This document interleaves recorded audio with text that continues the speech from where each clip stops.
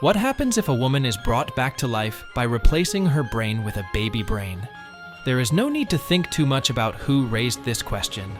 Yorgos Lanthimos, the flagman of the Greek Weird Wave, is again pushing the limits of his imagination with a sensational theme after 5 years. The director, who previously collaborated with Emma Stone in The Favourite, now adds Mark Ruffalo and Willem Dafoe to the cast, while also giving a significant role in the story to Rami Youssef, who delivers his first film performance of his career. The high budget of the film empowers Lanthimos to pursue his vision freely, and this freedom is accompanied by great actors.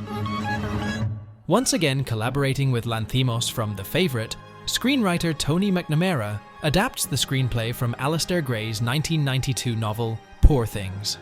The protagonist of the story is Bella Baxter.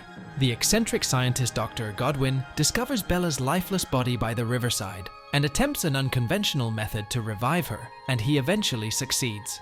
Bella, who gains motor functions step by step, begins to explore the world, society, being human, desires and pleasure as a baby in an adult body.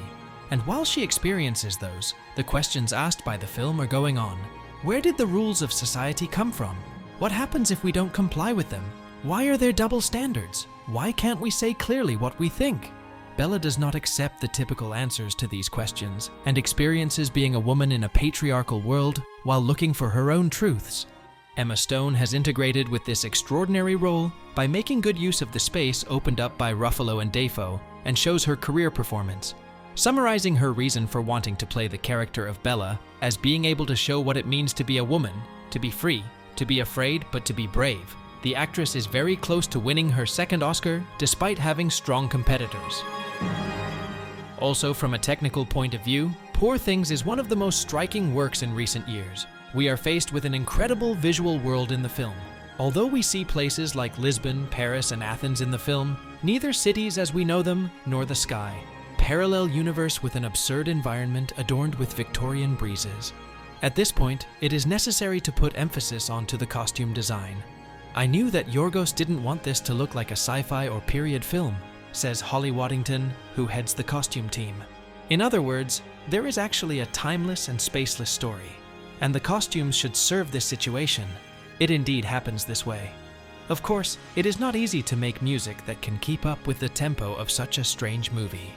Jerskin Fendrix is the name behind the music that impressively carries the film's absurd comedy, and the artist, surprisingly, is making a soundtrack with Poor Things for the first time.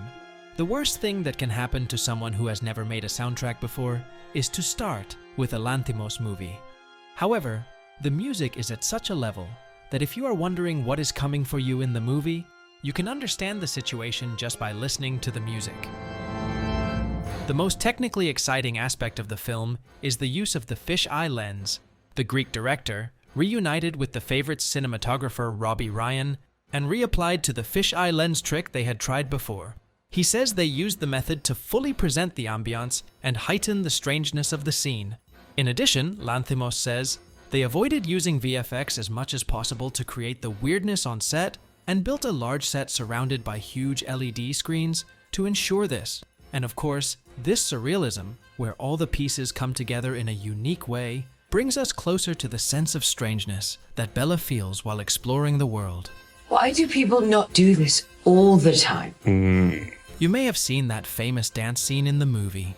Mark Ruffalo said that this stunning scene was filmed in about 60 takes, and he thinks that this scene best sums up the complex relationship between Bella and Duncan.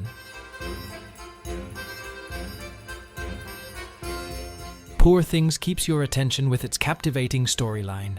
Lanthimos seems surprisingly eager to convey something in this film. In addition, he doesn't forget to make you laugh along the way, and the result is a masterpiece of the director.